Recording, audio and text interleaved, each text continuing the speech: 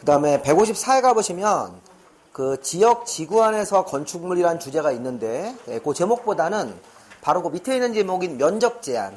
자, 건축법에서는 면적을 이렇게 정의하고 면적을 제한을 해요. 자, 우선 그 대지 면적이라는 거 있죠? 네. 대지가 이렇게 울퉁불퉁하더라도 평평하다고 가정을 하고 면적을 잴 때 우리가 수평 투영 면적이라고 하는 거예요. 그 대지가 이렇게 평평할 때는 이렇게 울퉁불퉁한 대지는 표면적을 재시면 안 되고 이렇게 평평하다는 전제로 해서 대지 면적이라는 것을 재가지고 대지 면적을 재는데, 자, 문제는 이제 그 다음에 건축 면적부터 한번 보세요. 건축 면적 할 때 건축 면적에서 제외되는 부분들이 있어요. 그게 이제 건축주한테 유리해지는 거예요. 자, 그리고 제가 이제 어떤 얘기를 할 거냐면 건폐율 용적률 다시 한번 확인해 보시면요. 이런 식의 우리가 내용을 좀 봐야 되는데, 자, 만약에 우리 예전에 배웠던 건폐율 공식을 보세요. 건폐율. 우리 옛날에 이제 건폐율은 뭐 이렇게 5, 6, 6, 5, 7 이렇게 정해져 있잖아요. 숫자가. 그럼 만약에 건폐율이 50%다. 예를 들어서 건폐율이 50%라는 땅이 있는데 어떤 땅이 50%래 건폐율이. 3종 일반 주거 50% 이렇게. 그러면 예를 들어서 제가 대지 면적이 이게 대지 면적이에요. 분모가. 대지 면적이 내가 1000제곱미터가 있다. 그럼 1000제곱미터에서 50%로 건폐율을 만들어서 적용해서 지으면 여기 건축 면적이, 이 건축 면적은 건폐율에 따라 결정되는 거죠. 건폐율이 60%면 1000에 60% 600. 지금 50%는 건축 면적이 500으로 줘야 되는 건가요? 네. 줘야 되는 거죠. 그 건물을 지어보면 자기 대지가 이렇게 1000제곱미터인데 건축물을 세웠을 때 이제 500으로 건물을 줘야 되는 거죠. 그래서 이 사람은 이제 건축물을 지을 때 이렇게 600으로 지면 안 되고 이렇게 500으로 해서 이 건축물이 이 대지를 차지하는 여기가 건축 면적이잖아요. 그걸 500으로 딱 설계를 내야 된다는 거예요. 건물주가 이제 건축사를 시켜서 500이 넘지 않게 건물 지셔야 돼요. 근데 그 건축 면적을 재는 방법 좀 보세요. 건축 면적은 외벽이나 외곽 기둥의 중심선으로 둘러싸인 부분으로 면적을 재라는 거예요. 건축 면적을 재는 방법은 외벽의 중심선. 이게 무슨 얘기예요? 건물이 이렇게 있으면요. 건물이 이게 외벽이라는 게 있습니까? 네, 외벽. 건물의 이 외벽에 여기가 외부선, 내부선, 가운데가 중심선이라는 얘기예요. 그럼 건축 면적을 잴 때는 그렇게 이제 우리 나중에 이제 측량 설계도 같은 거 이렇게 보시면 외벽이 있으면 외벽의 가운데 무슨 선을요? 중심선을 가상으로 이렇게 하는 거예요. 중심선을 가상으로 해서 중심선 이렇게 안쪽입니까? 이렇게 해서 벽 두께 반이 잡히는 거예요. 그래서 500을 내시라는 거예요. 이렇게 건축 면적을 실제 재는 거예요. 아까는 그냥 제가 설명을 위해서 이렇게 여기 땅에 차지하고 있는 이 부분이 건축 면적 그랬었죠? 근데 원래는 이 건축물의 외벽에 무슨 선입니까? 중심선. 그래서 그걸 먼저 좀 아셔야 돼요. 외벽의 내부선이 아니라 중심선이다. 이렇게 해서 건물의 외벽의 중심선으로 건축 면적을 재는데, 그런데 건축 면적을 잴 때 거기 양가로 1번 보시면 처마나 차양 같은 게 바깥으로 돌출이 있다고. 처마가 바깥으로 길게 나와 있다고요. 외벽의 중심선에서부터 이게 1m 이상 나와 있을 때, 그때 거기 밑에 건물의 종류가 전통 사찰은 처마 길이가 4m까지 내시면 건축 면적이 안 걸리고 거기까지 낼 수 있다. 3m까지 이하라는 게 최대 3m까지 내면 된다는 거예요. 네. 근데 그게 더 나가시면 건축 면적이 잡혀요. 그럼 건축주한테 이제 불리한 일이 생기는 거예요. 그 전통 사찰은 4, 그 다음에 축사는 얼마입니까? 축사. 3m. 축사는 왜 3m까지 길게 지붕을 인용해 주는 거냐면 그 지붕 위에서 사료를 자동적으로 뿌려주는 기계가 있어요.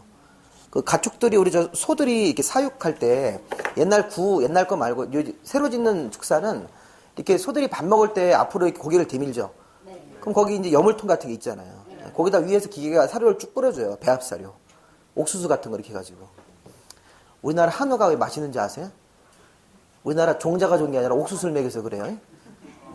우리나라 한우를 저렇게 풀을 먹여서 기르면 그 마블링 같은 게 없어요. 퍽퍽한 살만 있다고요.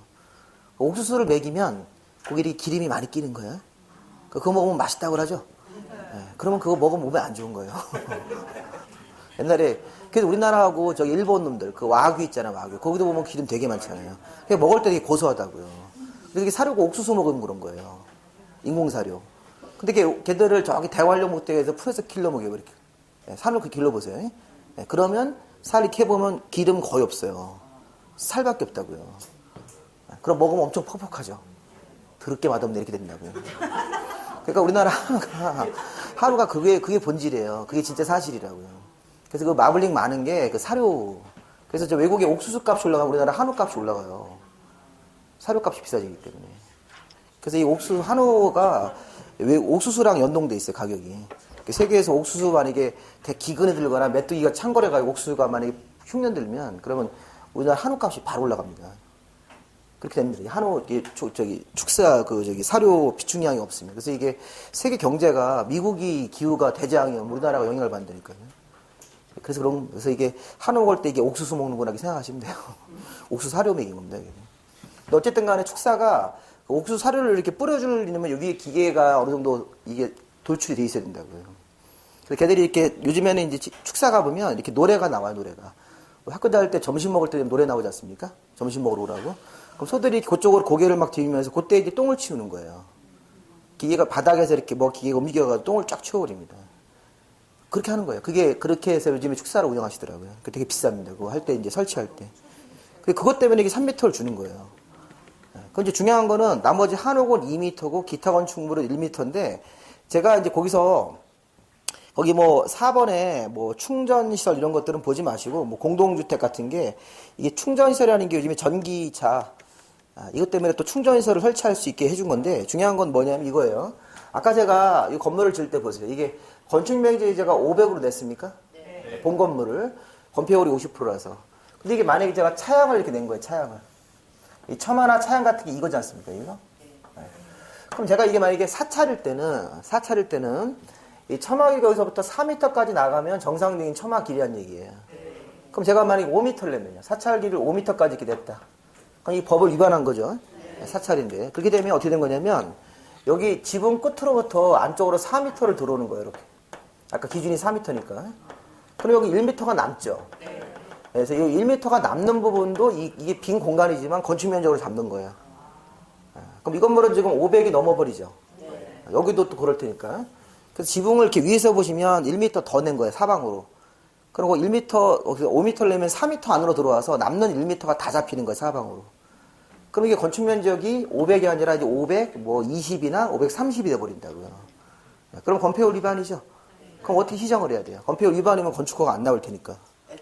애초에 처마 길이를 안쪽으로 4m를 당겨서 짓든지 아니면 본 건물을 줄이면 돼요. 본 건물을 여기를 더 줄여서 이거를 더 줄이면 되죠. 500이라는 걸 갖다가 막 20이 남았다 그러면 이거 480으로 설계하시면 돼요. 480으로 여기 남는 이 공간 때문에 이게 추가로 20이 더 들어갔으니까 이거 480으로 줄이면 되죠. 그럼 어떤 게 더 합리적인 행동일까요? 처마 길이를 줄여서 4m를 줄여야지 본 건물을 500에서 480으로 하면 안 되잖아요. 본 건물 실제로 우리가 많이 쓰는 건물 부분인데 처마를 줄여야 되겠죠. 이렇게 처마 길이가 규제되는 거예요. 처마 길이는 건축 면적하고 연동되어 있다고요. 현행 건축법상. 이게 무슨 말인지 아셨어요? 이게 만약에 축사할 때는 축사를 만약에 500으로 딱 냈는데 이렇게 축사 길이는 아까 우리 지붕을 이런 식으로 축사를 만들었다 이렇게 그럼 축사는 여기 3m까지 나가야 됩니까? 근데 이걸 갖다 4m를 내가버리면 처마 길이를 4m를 이렇게 내버리면 여기서부터 안쪽으로 3m를 들어오셔야 돼요. 그러니까 남는 1m 있죠? 그 1m 부분이 건축 면적으로 잡히는 거예요.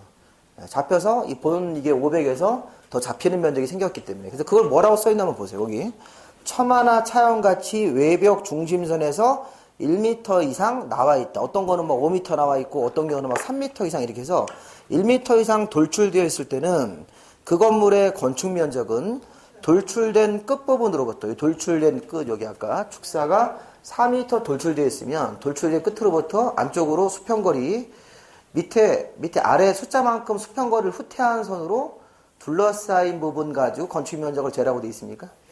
지붕의 끝으로부터 다음 구분에 따라 수평거리 전통사찰은 4m 안으로 들어가는 거고 그 기준거리이기 때문에 축사는 3, 그 밑에 한옥이라든가 충전시설이 설치된 공동주택은 2, 그 밖의 건물은 1 이렇게 돼 있다고요. 여기 해당되지 않으면 1이에요. 그래서 우리 보통 건물들은 바깥에 나가면 외벽 돌출된 게 1m만 나가시는 거예요. 바깥으로. 나중에 건물 보세요. 건물 보시면 바깥으로 돌출된 부분은 1m까지만 나가게 돼 있어요. 그걸 넘어가시면 본 건물이 작아진다고요. 그래서 거기 써 있는 것들 한번 쭉 보세요. 이게 4, 3, 2, 2, 1이지 않습니까? 어떤 건물이 4인지 어떤 건물이 3인지 그런 걸 가지고 문제를 낼 수 있으니까 지문으로 건축 면적은 이런 식으로 해서 재는 거예요. 그리고 하나 더 보시면 뒤에 건축 면적이 태양열 주택이면요. 태양열 에너지원 주택이면 외벽이 2개예요, 2개. 벽이 2개라고요. 여기 벽이 여기 빨간색 벽 하나 있습니까? 네. 근데 파란색 벽이 또 있다니까, 이렇게. 이게 태양열 에너지원이면 이 에너지를 바깥으로 열을 뺏기지 않으려고 벽이 2개로 이렇게 이중벽을 만들어요. 그럼 여기 파란색 벽은 건물의 내벽이고 외측벽이고, 여기도 보면 건물의 벽이 2개라고 이렇게. 그럼 이거 무슨 벽이에요? 외측벽이고 내측벽입니까? 그럼 어느 쪽 벽을 가지고 중심선 가지고 건축 면적을 재는 거예요? 내측 내력벽. 그러니까 빨간색 벽이라는 얘기예요. 파란색 벽은 외측벽이죠. 이건 내측벽. 내측벽에 가지고 중심선, 내측벽 중심선을 가지고 500제곱미터를 설계를 내시는 거예요. 그렇게 해서 건축 면적을 잴 때 기준이 있다는 거예요. 아까 외벽의 중심선입니까? 건축 면적을 재는 방법이? 근데 벽이 2개면 내측벽의 중심선으로 잰다. 그리고 처마 길이는 건축 면적하고 관련이 있습니까? 처마 길이를 너무 길게 내면 건축 면적 자체에 추가적으로 더 가산이 된다고요. 그래서 그 전통 사찰을 4m까지만 내시는 거예요. 그래서 만약에 5m, 6m를 내시면 건축법을 위반하신 거예요. 그리고 위반한 그 더 나은 면적만큼 건축물의 실내 건축 면적이 작아지는 거예요. 그래서 보통 그러면 전통 사찰 가시면 4m 이상 내 있다고요. 3m 안쪽으로만 나가는 거예요. 사찰 지을 때는. 좀 있으면 우리 본대면 초파일날 절에 가시잖아요. 절에 가셔서 보시라고 사찰 그 길이가 얼마큼 있는지. 그러니까 이 사찰이 옛날 사찰은 아니고 옛날부터 지은 사찰 있잖아요. 뭐 경주시대 때 뭐 천년고찰 이런 거는 해당상이 없죠. 그건 문화재이기 때문에 그거 말고 우리 현대에 지은 사찰도 있죠. 우리 저기 조계사에 사찰 막 진다고 이렇게 절에다가 그런 거는 이 건축법을 지키셔야 돼요. 사찰도 안 지키면 스님 조사받아요. 주인 스님이 건축주가 돼가지고 조사받을 수 있으니까 그 설계를 잘못했다. 물론 당연히 건축허가도 안 나오고 뭐 이런 나중에 뭐 처마 길이를 길게 뭐 이렇게 더 추가적으로 변형을 한다든가 이러시면 건축법 위반이 되시는 겁니다. 자, 바닥 면적도 건물의 실내 바닥 면적을 재는 거죠. 우리 바닥 면적도 아까 제가 이제 건축 면적과 유사하게 바닥 면적이라는 게 이렇게 건물을 지으면 여기 1층 바닥, 2층 바닥, 3층 바닥 이렇게 올라가지 않습니까? 그럼 통상적으로 건축 면적하고 1층 바닥 면적은 별다른 말이 없으면 같은 거로 보시면 돼요. 실제는 좀 달라요. 실제는 이 건축 면적 자체가 1층 바닥 면적하고 일치하진 않습니다. 근데 그냥 우리 별다른 말이 없으면 그냥 보통 일치한다고 봐요. 그냥 문제 풀 때는. 원래는 바닥 면적은 1층의 바닥 면적이니까 그거 어떻게 됩니까? 바닥 면적은 건물의 각 층별로 올라가면서 이것도 벽이나 기둥의 중심선입니까? 네, 그렇죠. 그러니까 실제 이 건축 면적이 1층 바닥 면적하고 비슷해요. 비슷한데 이제 문제는 이제 2층 바닥, 3층 바닥, 이렇게 바닥 면적은 층별로 올라가면서 이 벽의 중심선으로 재는 거예요. 네, 그렇게 하는 건데 이제 문제는 뭐냐면 바닥 면적은 아까 우리 연면적하고 관련이 있어요. 여기 보세요. 연면적. 아까 우리 건축 면적은 이게 이제 건축 면적은 아까 건폐허로 관련 있는데 이 연면적. 자, 아까 연면적이라는 게 뭐였어요? 바닥 면적의 합이죠. 1층 바닥, 2층 바닥 면적의 합이라고 합. 바닥 면적의 합이 연면적인데, 자, 연면적은 건폐율이 아니라 용적률이죠. 용적률에 따라서 정해지잖아요. 용적률이 아까처럼 300%다. 야, 그러면 너 대지 면적이 얼마있니? 이렇게 물어봤더니, 대지 면적이 1000이 있어. 그럼 1000에 3배 정도 연면적, 바닥 면적의 합을 낼 수 있습니까? 그러니까 아까 제가 여기서 6층짜리 건물 지을 때 여기서 이 2개는 지하층이고 이렇게 1, 2, 3, 4, 5 이렇게 해서 이게 600을 진 겁니다. 600을. 각 층 바닥 면적을 구해서 합쳐서 연면적을 제가 600을 내신 거잖아요. 이렇게. 아까 여기 이제 대지를 200으로 할게요. 200으로. 200으로. 그럼 200에 뭐 3배니까 600을 낸 거죠. 그럼 제가 이렇게 건물을 줬어요. 잘 보세요. 여기서 이제. 아까 제가 요게 뭐예요? 이게 노대 발코니예요. 발코니. 이 노대 면적을 내면 노대 면적 자체가 이게 연면적, 바닥 면적이 포함되는 거 안 되는 거예요? 네, 안 되는 건데 이것도 아까 우리 저기 지붕처럼 4m까지 나가면 사찰 같은 거 건축 면적이 안 들어가죠? 그럼 얘도 지금 1.5m예요. 1.5m. 1.5m까지만 이렇게 나가셔야 돼요. 자, 가로 길이는 말고 우리 아파트에 딱 가셔서 발코니를 보시면 바깥으로 나가는 길이 있죠? 그다음에 가로 길이 있잖아요. 가로 길이는 현재 아파트 세대 이 베이 해가지고 이 창이랑 똑같이 낼 수 있어요. 이거 가로 길이는 없어요, 주제가. 근데 바깥으로 나가는 길 있잖아요. 바깥으로 나가는 길이가 1.5, 1.5. 거기 보시면 주택의 발코니나 노대 같은 것들의 바닥은 그래서 아파트의 발코니의 바닥 이런 것들은 노대 등이 밑에 줄에 외벽의 접한 길이에다가 가로 길이라고 썼어요. 발코니의 가로 길이. 외벽의 접한 길이가 발코니 가로 길이에요. 노대가 발코니니까. 그럼 노대가 외벽의 접한 길이에다가 1.5를 곱합니까? 네. 그럼 그 네모난 부분, 발코니 가로 길이가 만약에 4m. 그럼 4m에다가 1.5를 곱해서 그 사각형 부분 면적은 빼고 나머지만 산입이 되는 거예요. 나머지만 바닥면에 산입시키라고요. 그러면 제가 만약에 발코니를 1.5까지만 내면 산입되는 게 없죠. 이게 서비스 면적이 되는 거예요. 제가 근데 발코니를 2m를 내시면 발코니가 2m 나가면 자 여기 적어보세요. 이렇게 위에서 평면도 드려볼게요. 평면도. 원래 이런 건 좀 3월달쯤에 조금 하셔도 되는데 미리 그냥 보세요. 어차피 이거 뭐 이거 1.5라는 숫자를 이제 기억을 해야 되니까. 자 여기가 지금 아파트. 자 여기가 이제 아파트 실내 거실이에요. 거실. 아파트 실내 거실입니다. 여기 창이죠. 창. 발코니 쪽으로 나가는 창인데 발코니 현재 이 가로 길이는 그냥 여기 이쪽 나가는 여기 아파트 이 세대 면하고 똑같다고 보시면 돼요. 여기가 1.5. 이게 지금 발코니 서비스 면적이라고요. 그럼 만약에 제가 보세요. 요 길이가 만약에 이 길이가 4m다. 4m 곱하기 1.5 이렇게 돼 있습니까? 여기가 발코니를 내는 면적, 서비스로 내는 면적이라고요. 그럼 제가 이거 갖다가 1.5로 안 하고 2m를 내시면요. 이것도 법을 위반한 거죠. 1점을 내야 되는데 그러면 아까 가로 길이에다가 노대가 접해 있는 외벽에 접한 요 길이에다가 1.5죠. 1.5 이렇게 1.5까지를 이렇게 곱해서 요 사각형을 빼주시라고요. 빼주시고 남는 공간이 생겼습니까?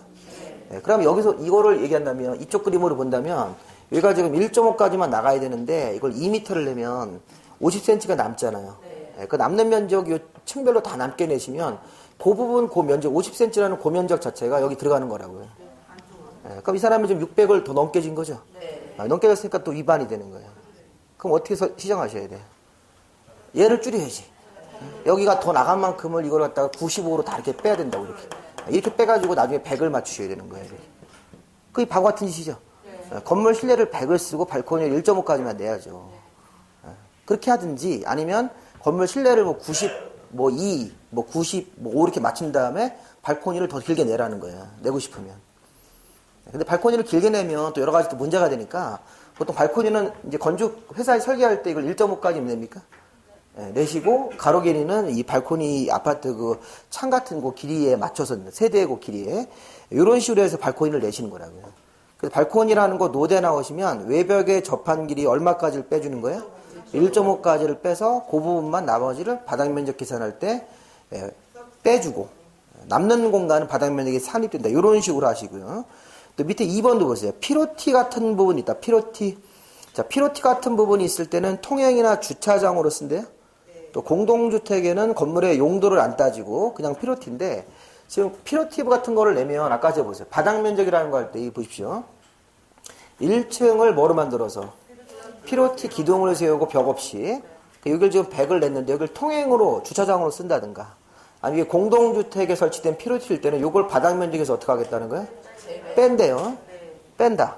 그럼 여기서부터 이제 100이 또 카운트가 이걸 빼고 나서 아까 지하 빼듯이 빼고 여기서부터 100이 되는 겁니까? 100, 200, 200, 300, 400, 500, 600 한층 더 올라갈 수 있는 거예요. 이렇게. 그래서 실제는 이렇게 600이 잡히시는 거예요. 아까 제가 바닥 면적이 합이 뭐니까 연면적이니까. 그 연면적은 아까 우리 300% 되면 600이라는 딱 제한이 있잖아요. 그럼 내가 600을 지을 때 그 1층을 피로티 같은 거를 만들어 놓고 통행이나 주차장으로 쓰든지 아니면 공동주택에 있는 피로티는 통행 같은 거 따지지 않고도 그냥 무조건 빼주시는 거야. 아까 바닥 면적 뺄 때 발코니는 얼마까지 빼였어요? 노대나 발코니는. 1.5까지만 나가는 길이는 빼주는 거죠. 그럼 본 건물 600을 딱 짓고 추가적으로 더 발코니를 낼 수 있다는 얘기예요. 그리고 아까 저기 1층에 피로티 같은 부분이 있고 통행이나 주차로 쓰면 거기는 빼고 그 위로 600이 지어지는 거라고요. 그러니까 이런 건 다 서비스 면적이죠. 그럼 바닥 면적에서 제외되는 거 아까 우리 건축 면적에서 제외되는 건 좋은 거예요? 좋은 거죠. 사찰도 아까 4m까지는 건축 면적 여기 500에서 4m까지 나가도 괜찮잖아요. 더 나간 부분이 거기 처마 길이가 4m가 나면 거기서 스님이랑 또 얘기도 하고 이렇게 차도할 수 있잖아요. 거기서 앉아가지고. 그렇게 할 수 있으니까 이게 건축 면적에서 제외되고 바닥 면적에서 제외되는 건 좋은 겁니까? 네, 좋은 거예요. 그리고 나서 이게 마지막으로 연면적이라는 걸 할 때도 나머지 보지 마세요. 그 연면적 할 때도 아까 지하층을 포함해서 각 층의 바닥 면적을 다 합한다. 그건 총연면적이라고요. 총연면적이고 아까 지하층 그런 거 다 포함해가지고 밑에 총연면적을 재는데 용적률을 산정할 때는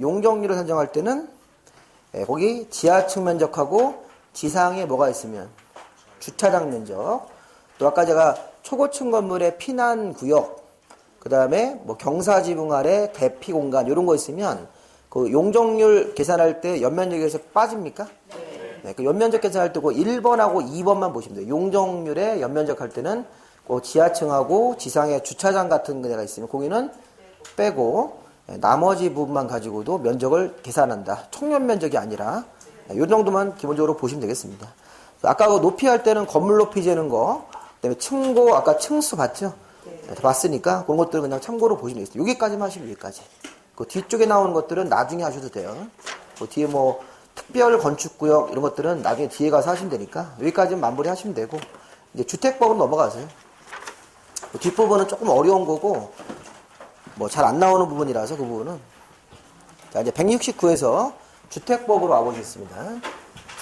그리고 3월달에 조금 더 좀 자세하게 뒷부분을 좀 다뤄드릴 거니까 주택법.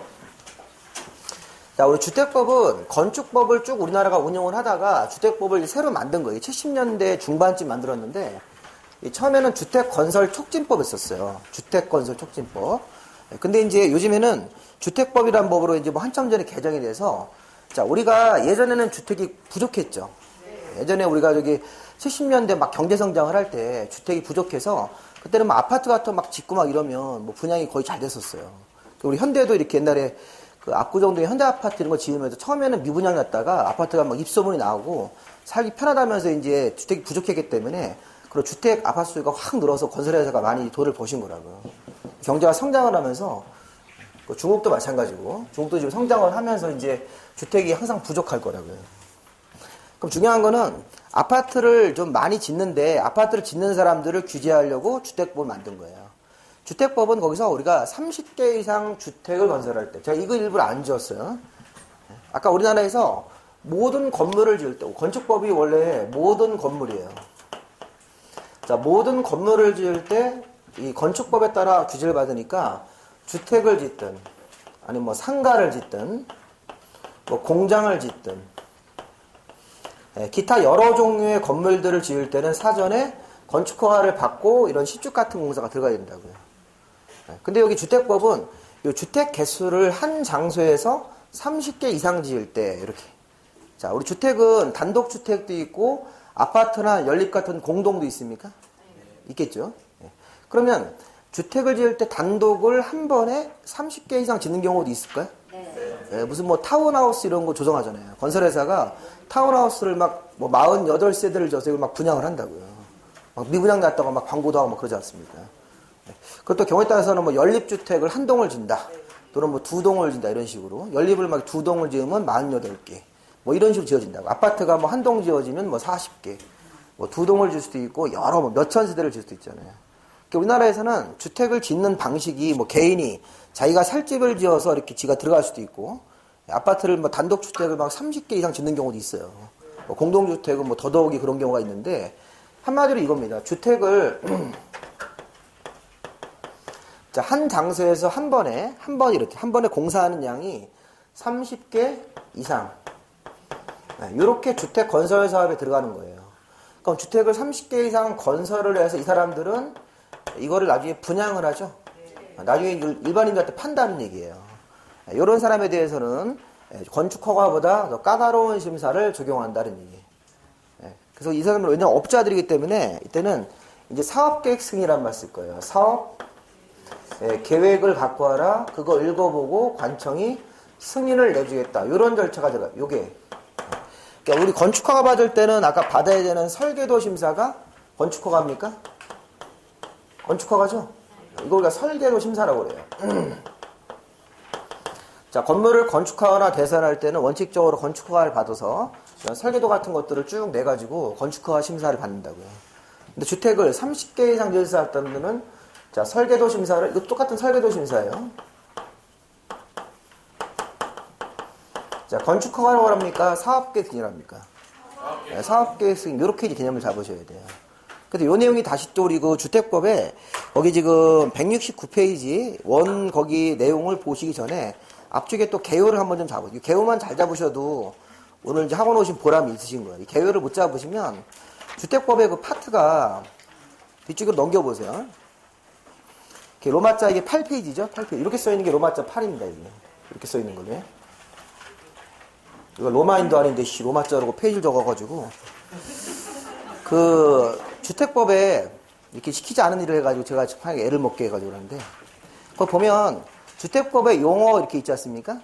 주택법도 뭐 국민주택, 뭐 민영주택 이런 용어들이 있어요. 또 준주택, 도시형 생활주택. 자, 이거 되게 중요한 거라서 자, 설명을 좀 드릴 건데 근데 그런 용어를 하고 나서 옆에 보시면 주택법에서는 등록사업자나 비등록사업자가 주택을 건설하는 업자들인데 이분들이 사업계획 승인을 받습니까? 네. 그럼 거기다 써야 돼요. 사업계획 승인은 주택을 몇 개 이상 지을 때요? 30개 이상 지을 때. 일단 요걸 먼저 아셔야 돼요.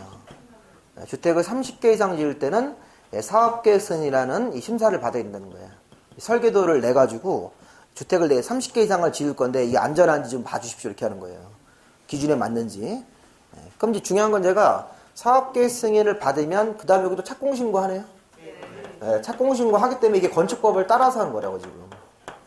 건축법이 먼저 나왔기 때문에 착공신고하고 공사를 여기 착수하죠.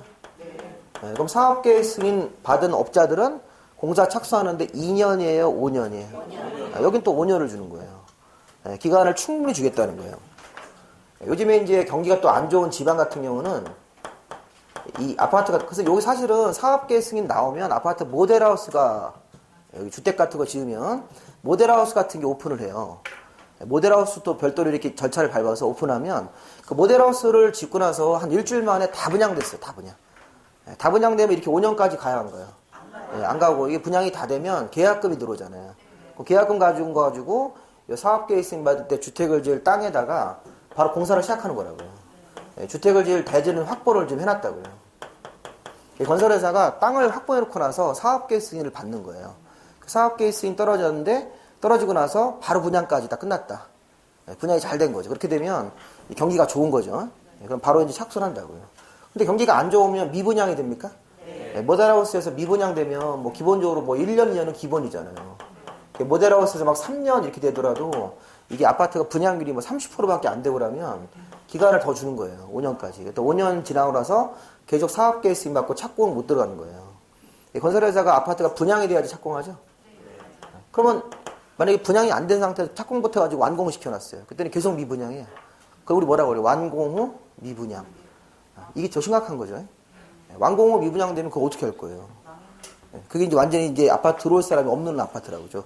창원의 아파트가 뭐 무슨 아파트가 지금 완공됐는데 입주를 지금 안 되잖아요. 사람들이. 거기 분양받은 사람도 입주를 안 하고 뭐 미분양도 되게 많고 그래가지고. 그렇게 되면 이제 지역 경기가 되게 쑥 내려가는 거라고요. 이게 건설 경기가 이렇게 휘청되면 1차적으로 거기 건설 경기에서 일하시는 분들 계시죠. 일용직들. 그분들이 일자리가 없어지는 거예요. 그러니까 이게 건설 경기가 직격탄을 냅니다. 이게 거기 뭐 한밭집에서 이렇게 뭐 밥 해주시는 분도 계시고 그 식당 같은 거 이게 바로 타격입니다. 일거리가 없잖아요. 그래서 지금 제가 정부가 지금 부동산 규제를 막 하지 않습니까? 그러니까 이게 생각이 없는 거라고요. 실제 현장에서는 그분들이 얘기를 안 해서 그래 지금 굉장히 힘드실 거라고요. 근데 이게 한계가 다다르면 나중에 얘기가 나옵니다. 이게 뉴스에서도 나오고 건설회사 일용직 하시는 분들이 뭐 예를 들어서 뭐 극단적인 선택을 했다 이렇게 나온다고요. 정부가 이걸 아는데도 이 공무원들이 얘기를 못해요. 얘기 잘못했다가 잘못하면 목이 날아가니까 이 공무원들이 모르겠습니까? 그 사람들 국토공무원들이. 근데 지금 이제 뭐 청와대에다 이런 거 하면 안 된다 이렇게 해야 되는데 얘기를 못 하시는 것 같아요. 얘기했다 잘못하면 또 적폐로 몰릴 수 있으니까. 그래서 이제 과거에 안 좋은 그런 것들은 없애야 되는데 이제 2년 정도 지났잖아요. 그죠? 지났으니까 이제 앞으로는 남은 3년간은 이제 새로 좀 이렇게 경기를 좀 살리고 이렇게 하고 이제 마무리가 될 텐데. 자, 이게 사용 검사로 끝나요. 마지막 절차가. 그래서 아까처럼 뭐 미분양이 해소가 돼서 착공이 되면 이렇게 5년 내 착수 안 하면 사업계획 승인 취소. 아까 건축허가는 2년 내 착수 안 하면 취소를 하여야 한다. 주택법은 승인을 취소할 수 있다. 이건 조금 약간 달라져요. 이건 임의적 취소라고 합니다. 그러나서 마지막 절차가 사용 검사죠. 검사. 아까 관청이요. 건축허가는 누구 있었습니까? 건축허가는 아까 우리 시군 구청장이죠. 시군 구청장, 뭐 세종자치시 자치도인데 여기는 사업계획 승인은 처음부터 이거는 관청이 시도지사예요. 처음부터 특별시, 광역시, 세종자치시, 자치도, 그 다음에 도지사님, 시도지사. 다만 이제 인구가 50만 이상이면 대도시가 한다 이렇게. 그러니까 서울 같은 경우나 대전 같은 경우에서는 서울은 사업계획 승인을 서울시장님이 내주는 겁니까? 그렇죠? 이건 까다로운 심사라기 때문에 서울시에서 한 거고, 건축허가 같은 거 받을 사람들은 구청 가서 받나요? 네. 구청 가서 이 건축허가를 받으시는 거예요. 그때 관청이 틀리죠. 네. 그 다음에 만약에 청주 같은 경우는, 청주는 보세요. 청주시장님이 건축허가권자죠. 네. 그러면 청주는 여기 충청북도 청주기 때문에 충청북 도지사님인데 청주는 대도시잖아요. 네. 청주는 인구 50만 이상에 들어갑니까? 네. 그러면 이제 도지사 관리를 청주시장님이 대신한다 이렇게 돼 있으니까 청주 같은 경우는 사업계획 승인하고 건축허가를 똑같이 청주시장님이 내주시는 거예요. 청주시에 가면 건축허가 부서도 있고 사업계획 승인 부서도 있는 거예요. 그렇게 되는 거죠? 네. 대전은 광역시니까 구청장님이 건축허가를 내주나요? 네. 대전에 서구청장 이런 분들이 건축허가를 내주시는 건데 대전은 사업계획 승인은 여기 광역시로 되어 있습니까? 네. 이렇게 되어 있잖아요. 충주는 충주시장님이 건축허가권자죠? 네. 이렇게. 근데 충주는 충청북도 충주시인데 대도시가 아니라고요. 네. 그때는 충주에서는 충청북 도지사님이 사업계획 승인권자가 되는 거예요. 그렇게 적용을 하는데 좀 복잡하니까 일단은 다르죠. 이거는 특광도지사하고 대도시입니까? 네. 건축허가는 처음부터 이제 시군구청장이라고 제일 하단에 있는 관청이 허가권자가 되시는 겁니다. 승인권자, 허가권자 이렇게 하시면 돼요. 쉽게 5년 내 착수고 2년 내 착수입니까? 여기서는 사용검사, 여기서는 사용승인. 사용승인은 제가 지난번에 이거 며칠 안에 내줍니까? 아무런 문제가 없으면 7일 이내 사용승인서를 내줘야 된다. 근데 사용검사는 며칠 걸릴까요? 자, 요거는 15일입니다. 15일. 요렇게. 사용검사는 15일 안에 내준다. 요렇게 이제 우리가 개념을 좀 잡으셔야 돼요. 그러니까 아무래도 이 사업계획 승인은 이 설계도도 더 많은 서류가 들어가셔야 돼요. 들어갈 서류가 건축허가보다 종류가 더 많습니다. 또 까다로운 심사를 하기 때문에 한 30여 가지가 들어갔어요, 이게. 경우에 따라서는 뭐 20가지도 분류하는데 세부적으로 한 30가지 심사가 들어가서 이 사업계획 승인을 받고 공사하고 나서 완공되면 사용검사 여러 가지를 보기 때문에 검사 기간이 더 오래 걸리죠. 여기서는 사용승인 내주는 기간은 7일 정도면 내준다 이렇게 되는 겁니다. 그럼 이제 하나 우리 궁금한 거. 자, 건축허가를 받는 주택은 그러면 29개 이하죠. 29개 이하가 되시는 거예요. 자, 한 번에 주택을 지을 때 29개 이하로 지는 사람들은 건축법상 건축허가를 받습니까? 네. 주택을 내가 짓는데 5개를 내가 업자인데 조그만 건설업자인데 주택을 5개를 지어서 이걸 파는 거예요. 5개를 줘서 이거를 우리 이렇게 요즘에 주말에 레저용으로 쓰라고. 그러면 건축허가 받는 거예요. 29개 이하라니까요. 이렇게. 근데 그게 개수가 좀 커져서 사업도 막 커져가지고 돈을 많이 벌려고 막 40개 정도 주택을 막 짓는다. 뭐 타운하우스 이런 식으로 해서. 그럼 사업계획 승인을 거기서는 그 사업은 40개의 주택이 들어가 있기 때문에 사업계획 승인을 받으시는 거예요. 자, 연립을 한 동 지니까 24개가 들어간대요. 연립을 조그만 거 한 동 짓는 거야. 24평짜리 연립을 짓는데 101호 100호 해가지고 6세대, 2층도 6세대 이렇게 해가지고. 그러니까 4층까지 해가지고 연립을 한 동을 졌어요. 그럼 24개죠? 그럼 건축허가예요. 청주시에다가 땅을 하나 사가지고서 거기다 연립을 한 동짜리를 져서 분양한다. 그러면 사업 건축허가고 그 연립이 2동이 되면 48개가 됩니까? 그렇게 되면 당연히 사업계획 승인으로도 가셔야 되는 거예요. 그렇게 판단하시는 겁니다. 그리고 건축법에서는 여기 보세요. 사업계획 승인을 신청하는 사람이 여기 등록사업자. 자, 이거 잘 보세요. 등록사업자 옆에는 여기 비등록사업자라고 되어 있어요. 자, 이 등록이라는 게 사업계획 승인 받기 전에 먼저 해야 되는 행정 절차예요. 자, 우리가 건설업자가 국토부 장관님한테 가서 자, 먼저 등록이라는 걸 먼저 하셔야 돼요. 국토부 장관님한테 등록을 먼저 하고 사업계획 승인으로 가야 돼요. 이게 보니까 등록이라는 걸 좀 보세요. 거기 앞쪽에 보시면 등록사업자, 비등록사업자라는 거 있고, 그 사용검사라는 단어 밑에 보시면 등록사업자, 등록 의무, 연간. 자, 20개예요, 30개예요. 등록은 20개네. 자, 아까 사업계획서는 30개죠. 근데 등록을 할지 안 할지를 판단할 때는 20개로 판단하시는 거예요. 1년에 20개 이상 주택, 그 옆에 도시형 생활주택은 30세대인데 그건 보지 마시고 1년에 단독이나 공동을 20개 이상 주택 사업을 하거나 1년에 땅을 주택을 지을 대지를 10,000제곱미터 이상 조성하려는 사람은 국토부 장관님한테 가서 등록을 해야 된다. 이렇게 돼 있습니까? 네. 그러면 사업계획 승인을 받기 전에 먼저 등록을 먼저 하셔야 돼요? 그렇게 하셔야 되는 거예요. 사업계획 승인 되기 전에 1년에 20개 이상 주택사업을 할 사람들은 미리 등록을 해라. 밑에 보면 그 자본금 3억 이상 준비해가지고 등록을 하라고 돼 있습니까? 네. 개인일 때는 뭐 자산으로 6억인데 일단 법인 기준으로 자본금 3억 이상 들어가야 된다는 거예요. 그럼 제가 개인 건설업자든 법인 건설업자든 1년에 20개 이상 주택사업을 하면 등록을 하고 등록한 이후에 사업계획 승인 받으러 여기 특별시, 광역시, 도지사님한테 가라는 거예요. 설계도 가지고. 그럼 제가 한번 물어볼게요. 여기에 충청도에 여기 충청 무슨 건설회사가 하나 생겼다. 건설회사가. 이 건설회사가 2019년 연초에 만들어져가지고 첫 사업을 시작하는 거예요. 저 충청북도 쪽 안에서 하는 거예요. 사업을. 그럼 이 건설회사가 3월달에 이제 봄 되니까 여기 음성 가가지고 여기 단독주택을 이거 레제형 같은 거 단독주택으로 해가지고서 여기서 30개를 진 거예요. 이렇게. 계산하기 편하게 제가 40개 이렇게 할게요. 40개. 그 다음에 6월 달에는 처음 건설회사니까 여기 옆에 진천 같은 데 가셔가지고 여기 연립주택을 여기서 또 한 64개를 좀 정도 짓고 이렇게. 근데 마지막으로 이제 9월 달에 청주로 와서 또 단독주택을 잘 보세요. 여기서 합쳐가지고 36개를 진다, 이렇게.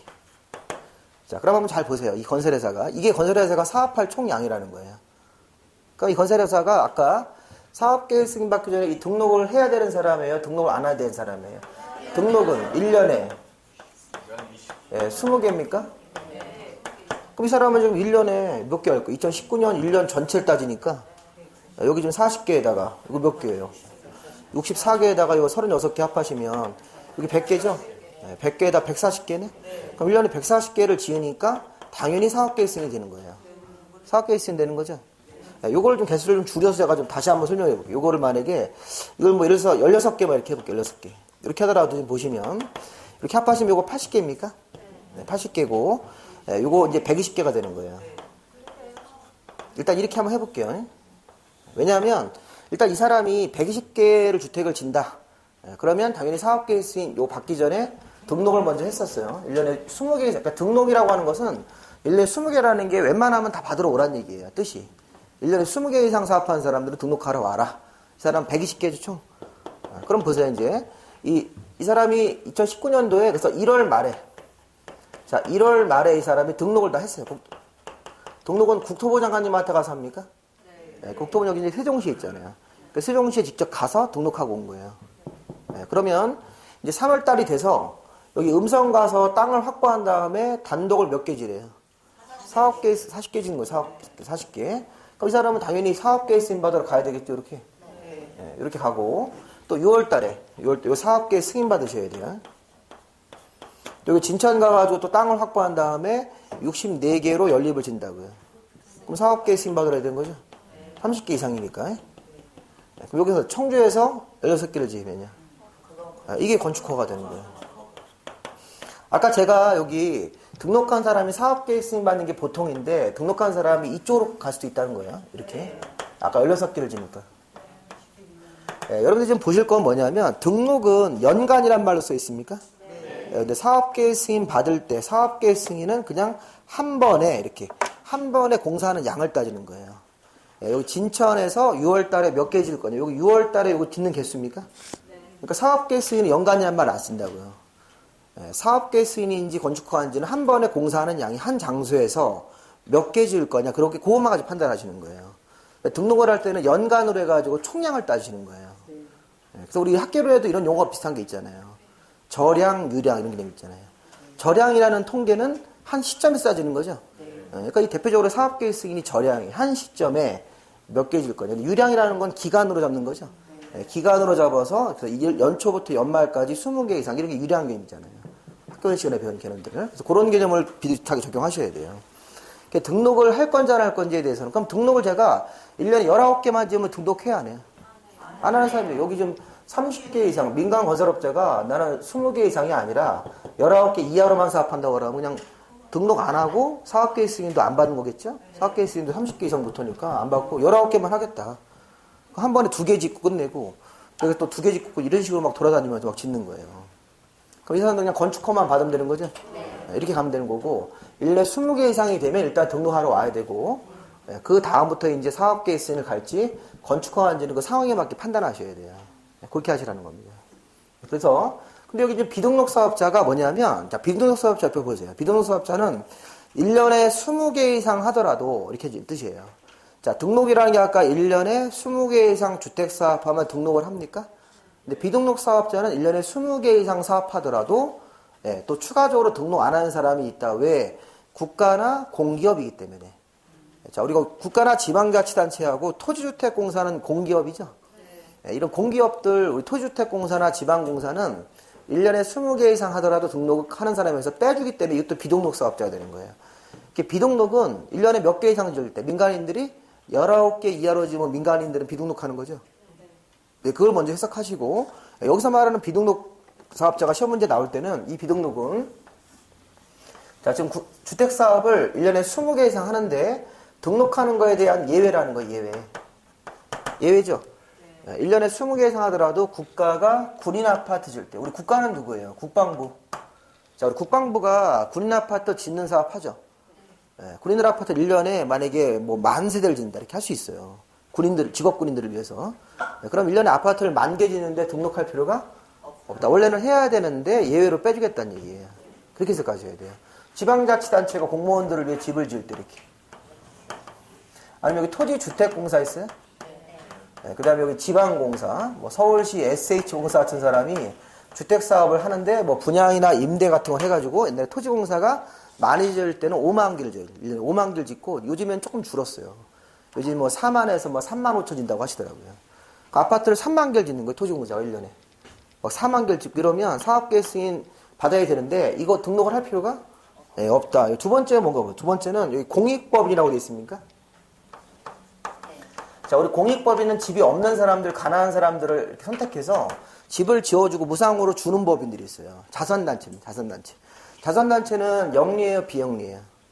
비영리. 돈을 벌려는 게 아니라 얘네들은 등록사업자들은 돈을 벌려는 건설업자니까 국토부 장관님이 감시하려고 등록을 시켜놓고 비등록사업자에서 공익법인도 있다는 거예요. 자선단체. 그 다음에 세 번째가 제일 중요한 거 주택조합이에요. 자, 우리 주택조합이라는 게 자, 이름이 이거 뭐라고 되어 있어요? 지역, 직장, 리모델링입니까? 네. 일단 이름부터 먼저 아셔야 돼요. 지역조합, 직장조합, 리모델링 조합은 집이 없는 사람들, 무주택자들이 모여서 지역, 같은 지역에 사는 주민들, 직장이면 같은 직장에 다니는 근로자들인데 집이 없는 사람들이 원칙이에요. 집이 없는 사람들이 모여서 돈을 내가지고, 공동으로 돈을 내서 아파트 사업을 하는 거예요. 땅 매입부터 하셔가지고. 그러니까 여기 지역, 직장조합은 거기 무주택자 이렇게 쓰시면 좋겠네요. 여기 지역조합이나 직장조합은 집이 없는 무주택자입니까? 같은 청주시 같은 지역에 사는 주민들, 직장이면 같은 직장 다니는 근로자들, 별도로 이렇게 리모델링 조합은 따로 좀 보실 거예요. 리모델링 아파트, 리모델링 하는 조합, 이런 조합들은 주택조합이라고 부르고 이 주택조합은 등록을 할 필요가 없다. 왜냐면 주택조합은 주택조합원들 집을 지어주고 해산합니까? 네. 해산하면 끝이에요. 그러니까 그 사업하는 그 기간 동안만 관리하면 되기 때문에 자, 등록사업자는 해산하는 거에 앞으로 계속 사업하는 거예요. 계속. 이 사람들은 기업이고 건설업자는 앞으로 계속적으로 돈을 벌려고 사업하는 거니까 국토부 장관님이 이제 위법행위 하는지를 잘 감시해서 위법행위 하면 등록을 취소. 취소가 여기서는 말소란 말 써요. 그러면 이제 주택사업 못하게 하는 거라고요. 감시하려고. 또 우리 부동산 중개업도 자격증을 따셨죠? 실무교육 받았죠? 그러면 뭐 하셔야 해요? 사무실 개업하기 전에 사무실 개설 등록이라는 걸 하셔야 돼요. 등록. 등록 안 하고 사업하시는 것도 자격증이 있어도 무등록 사업자죠? 처벌받는 겁니다. 등록이라는 게 그런 거랑 비슷한 거예요. 부동산 중개사들도 이제 그 사람들을 관리하기 위해서 등록이라는 걸 시켜놓고 이제 잘못하면 위법행위가 생기면 그 등록을 취소해서 사업을 못하게 만들잖아요. 자격증이 있어도. 그 자격증은 필수고 또 등록이라는 것도 별도로 하셔야 된다고요. 건설업자도 근데 여기 지금 지역이나 직장조합은 사업하는 기간 동안만 잘 감시해서 조합원들 위한 아파트 만들어진 다음에 조합원들 입주하고 하시면 끝나면 된다고요. 그리고 리모델링 조합은 아파트 리모델링을 하면서 이게 세대수 증가형이 있어요. 리모델링을 하면서 세대수가 안 늘어나고 할 수도 있고 세대수가 증가될 수 있습니까? 네. 세대수가 증가되는데 증가하는 개수가 30개 이상이 되면 사업계획 승인 받아야 돼요? 네, 받아요. 그래서 여기 주택법에 들어가 있는 거라고요. 아파트가 500세대짜리 아파트가 있었는데요. 500세대가 그래서 75개가 증가했어요. 이따 배우실 거예요. 아파트가 500세대가 리모델링을 한다 이렇게. 15층짜리 아파트인데 500세대가 있대요. 그럼 여기서 우리가 15%를 더 증가시키는 거예요. 네, 그럼 이게 75세대라고요.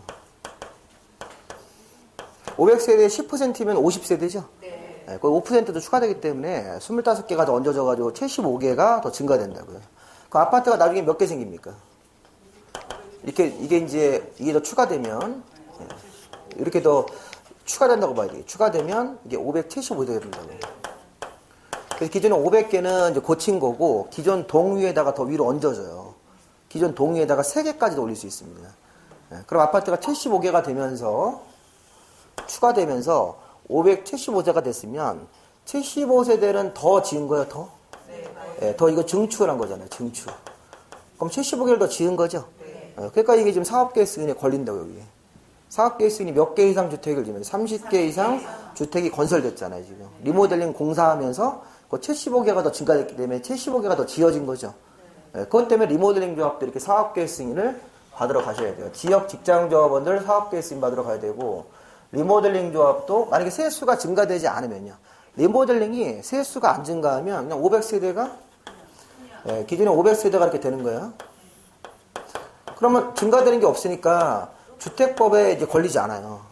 그러면 그 옆에 보시면 리모델링이 그 리모델링 조합이라는 단어 있습니까? 네. 거기서 화살표가 이렇게 그 박스 뒤로 가가지고 사업계획 승인 갈 때는 리모델링 조합이 사업계획 승인 받을 때는 30개 이상 증가가 되는 거예요. 근데 리모델링이 여기 리모델링 허가라는 절차가 있어요. 네, 그 리모델링 허가는 세수가 증가되지 않을 때라는 거예요. 지금 리모델링 행정 절차는 2개가 있어요. 거기 리모델링이라는 그 단어가 리모델링 조합이 만들어지고 나서 그 여러분들 보시기에 왼쪽 편으로 사업계획 승인으로 가져오는 화살표가 있지 않습니까?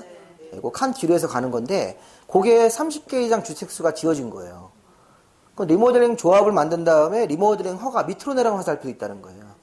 그럼 그때는 뭐라고 했습니까? 세대수가 증가되지 않거나 29개 이하로 증가될 때라는 얘기예요. 29개 이하로 증가되면 주택법에서 사업계획 승인이 아니라 리모델링 허가라는 절차가 따로 있어요.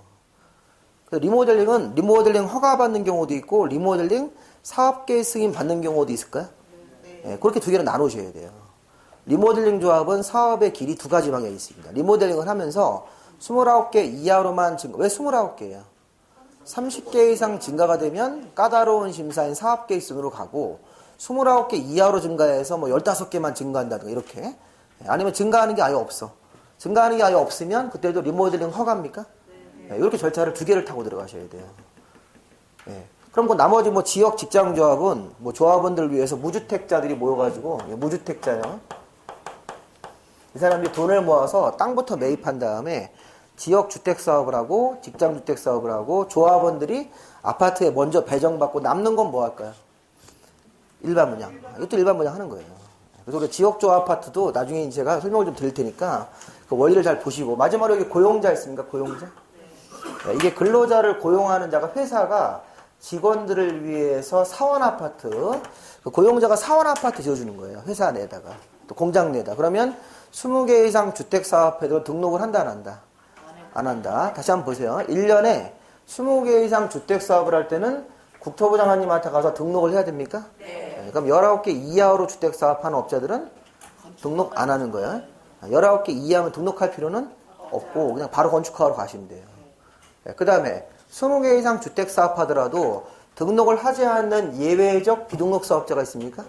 여기 있는 사람들은 20개 이상 사업을 하긴 하더라도 등록 사업자에서 특별히 빼주겠다는 얘기예요. 왜? 국가이기 때문에.